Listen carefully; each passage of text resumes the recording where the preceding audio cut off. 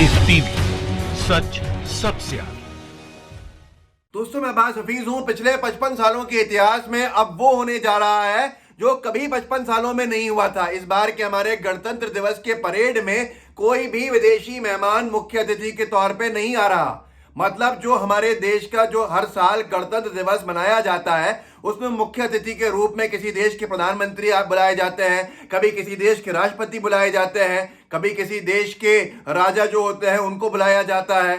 Barack Obama भी आए हैं और ऐसे तमाम स्टेट हेड्स आए हैं जिनको आज दुनिया देखती है, जानती है।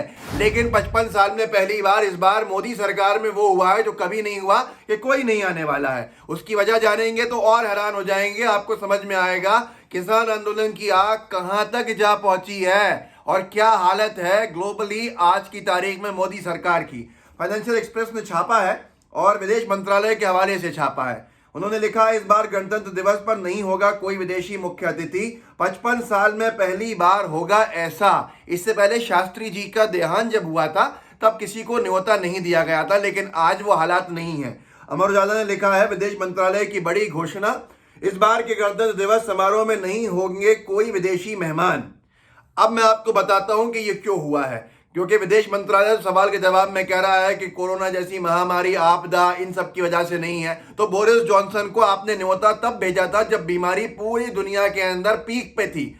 ब्रिटेन के राष्ट्रपति प्रधानमंत्री महोदय को इन्होंने न्योता दिया था मोदी सरकार ने। उन्होंने दिसंबर में आने से मना कर दिया कि मैं नहीं आ सकता, ये परेशानी है, ये बीमारी के चलते मेरा आना संभव नहीं है जिस तरह से फैल रही है।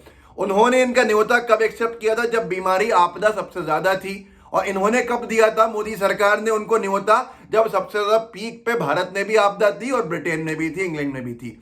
लेकिन आज की तारीख में जब कोरोना के केसेस घट रहे हैं, जब बीमारी कम होती चली जा रही है, वैक्सीन आ गई है, इस वक्त बोरिस जॉनसन मना कर देते हैं दिसंबर के महीने के अंदर कि मैं नहीं आ सकता। और एक महीने के बाद जनवरी में परेड से कुछ दिन पहले ही ये कहते हैं अपने विदेश मंत्रालय के प्रवक्ता के जरिए कि साहब हमने आप किसी को नहीं बुला रहे हैं। मतलब आपने कोशिशें की, लोगों का कहना है, लेकिन कोई आने को तैयार नहीं हो रहा। इसकी वजह क्या हो सकती है? ये लोग कह रहे हैं किसान आंदोलन, क्योंकि किसानों का आंदोलन जो बढ़ता जा रहा है। ब्रिटेन में भी जो यूके के सांसद हैं उन्होंने भी चिट्ठी लिख दी है बोरिस जॉनसन को कि साहब आप बात कीजिए, और वो भी 100 सांसदों ने लिखी है। मैं आपको 2 बयान सुनाऊंगा, आपको समझ में आ जाएगा। एक तो राकेश टिकैत का बयान है जो सबसे किसान नेता भी हैं, उनके प्रवक्ता भी हैं। दूसरा राहुल गांधी जी ने जो बयान दिया है उससे आपको समझ में आ जाएगा कि इनके पैरों के नीचे से जमीन सरक चुकी है। कनाडा के अंदर भी संसद के अंदर हंगामा हो चुका हमारे जो पूरे के पूरे कृषि कानूनों की बात थी, और अमेरिका के अंदर भी ये आवाज उठ चुकी है। आज आपने मोदी सरकार ने देश को वहां लाके खड़ा कर दिया है कि कोई भी जो मुख्य अतिथि के तौर पर बुलाया जा सकता है वो आने को शायद तैयार ही नहीं है। मैं आपको राकेश टिकैत का बयान सुनाता हूं जो उन्होंने तैयारियां बताई हैं किसान 26 जनवरी को क्या करने वाले हैं। इतना गलत हैंडल किया है किसान आंदोलन को कि सीधे सीधे इनकी मतलब बहुत ही परेशानी खड़ी हो गई है। राकेश टिकैत का बयान सुन लीजिए आप, 26 जनवरी को क्या होगा, सुनिए। राष्ट्रपति भवन से और इंडिया गेट तक वो यात्रा निकाल लेंगे। उन्होंने यात्रा अपनी शॉर्ट कर दी जो परेड है, और हम लाल किले से निकाल लेंगे इंडिया गेट तक। तो दोनों का मेल मिलाप वहीं होगा। जिस तरीके से राजनाथ सिंह ने कहा था कि किसान कभी भी देश का सर झुकाना नहीं चाहिए, तो कैसे झुकाएंगे देश का सर? तो ऊंचा करेंगे, किसान ऊंचा करेंगे, बड़ा तिरंगा झंडा, दुनिया की सबसे ऐतिहासिक परेड होगी जहां पे एक तरफ से किसान चलेगा, एक तरफ से जवान चलेगा। अब दोनों का मेल मिलाप वहां इंडिया गेट पे जो अमर ज्योति है हमारी शहीदों की, वहां पे मेल मिलाप होगा। दोस्तों देखा आपने, वो कह रहे हैं कि राष्ट्रपति भवन से ये लेकर आएंगे परेड को, सेना के जवानों की जुलूस जो आएगा, परेड जो निकलेगी, वो राष्ट्रपति भवन से जवान आएंगे मार्च करते हुए इंडिया गेट। तो हम लाल किले से मार्च करके इंडिया गेट जाएंगे और वहां जवानों का और किसानों का मिलन होगा। एक तरफ जवान होंगे, एक तरफ किसान होंगे। ये ऐतिहासिक क्षण होगा। हम तो भारत के सीने को और चौड़ा कर रहे हैं और गर्व से सर उठा के काम करवाने वाला काम कर रहे हैं। अब इससे नींद उड़ गई है इनकी भी, और जितने इन्होंने नेताओं से कोशिश करी होगी बुलाने की उनकी भी। राहुल गांधी जी ने साफ ही कह दिया है कि ये लिख के ले लीजिए अभी तमिलनाडु के अंदर, कि लिख के ले लीजिए कि इनको कानून वापस करने पड़ेंगे। सुनना चाहेंगे आप? सुनिए आप उनको भी। I am very proud of what the farmers are doing, and I fully support the farmers, and I will continue to stand with them. I raised their issue in a yatra in Punjab, and we will continue to do it. Mark my words, take it from me, these laws, the government will be forced to take them back. Remember what I said. आपने खुद सुन लिया कि राहुल गांधी जी कितनी दमदारी से बोल रहे हैं कि ये कानून जो है हमने इनके खिलाफ पंजाब में चलते हुए आंदोलन का समर्थन किया, हर जगह समर्थन किया, हम हर जगह पे करेंगे। और मेरी बात लिख लीजिए, अंग्रेजी में उन्होंने बोला इसलिए मैं हिंदी अनुवाद कर रहा हूं। मार्क माय वर्ड्स, लिख लीजिए आप इस चीज को कि ये कृषि काले कानून इस सरकार को वापस लेने होंगे।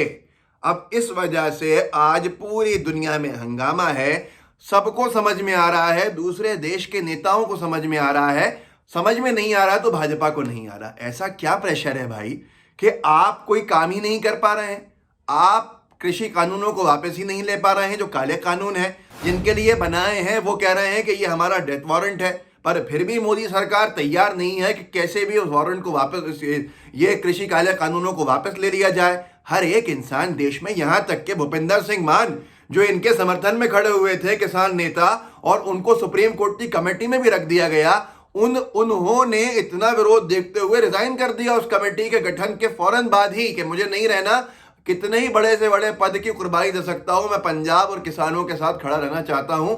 मतलब साफ था कि अगर आप किसानों के साथ खड़े हैं, कमेटी से बाहर आके, तो कमेटी किसानों के विरोध में खड़ी है।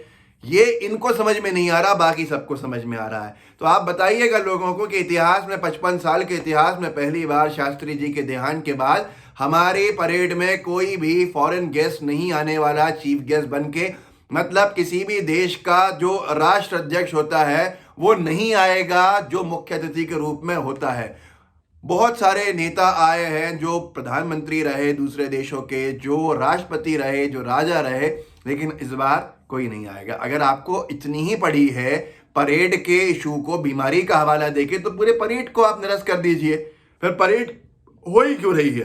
क्या सिर्फ बीमारी जो है वो दूसरे देशों के अंदर है, हमारे यहाँ नहीं है? बीमारी के जब शुरुआत थी तो नमस्ते ट्रम्प करा लिया, नमस्ते ट्रम्प के अंदर पूरा उस स्टेडियम को भर दिया और अमेरिका जहाँ सबसे ज्यादा फैली हुई थी वहां के लोगों को लाके बिठा दिया। ये सारी बातें किसी और से कहें। ये बताएं आप कि आज आपने हालात ऐसे कर दिए हैं कि कोई हमारे देश में परेड में मुख्य अतिथि, जो गर्व की बात हुआ करती थी, कोई आना नहीं चाह रहा। आज ये हालात, ये है हमारी फॉरेन पॉलिसी, ये है हमारी डिप्लोमेसी, ये हमारी फॉरेन डिप्लोमेसी है। आज मोदी सरकार ने भारत को क्या बना के रख दिया है? क्योंकि ट्रंप जब आए थे दंगे हो गए दिल्ली के अंदर, और कपिल मिश्रा जैसे 2 कौड़ी के नेताओं ने दंगे करा दिए और वह आजाद घूम रहे हैं। कितनी बदनामी पूरे अंतर्राष्ट्रीय स्तर पे हो रही है, लेकिन आज भी समझ में नहीं आ रहा है कि कर क्या रहे हैं। भाई देश को बचाइए, देश सबसे बड़ी चीज है। देश नहीं होगा, देश की मजबूती नहीं होगी तो काहे की भारतीय जनता पार्टी? 70 सालों में कांग्रेस ने, दूसरे दलों ने इस देश को मजबूत किया था। अटल बिहारी वाजपेयी जी का दौर आपसे बेहतर था, लेकिन आप तो पता नहीं किसको मजबूत कर रहे हैं। किसानों की सुन नहीं रहे हैं। अब किसानों की जो आवाज है वो कहां तक पहुंची है कि कोई परेड में आने को तैयार नहीं है, क्योंकि सबको मालूम है कि ट्रैक्टर चलेंगे परेड में, एक तरफ से टैंकर चलेंगे, एक तरफ से ट्रैक्टर चलेंगे, और जवान और किसान परेड करेंगे। आप रोक सकते नहीं हो। देश के अंदर आजादी है, आजाद देश है। इसके चलते आज कोई आने को तैयार नहीं है। इस वीडियो को आगे बढ़ाइए, लोगों को बताइए कि क्या हालत खड़े कर दी हैं यहाँ पर मोदी सरकार ने। लाइव टीवी को सब्सक्राइब नहीं किया है तो कर लीजिए, और सब्सक्राइब कर लिया है तो बेल आइकन जरूर दबाइएगा। जय हिंद, जय भारत, जय जवान, जय किसान। लाइव टीवी, सच सबसे आगे।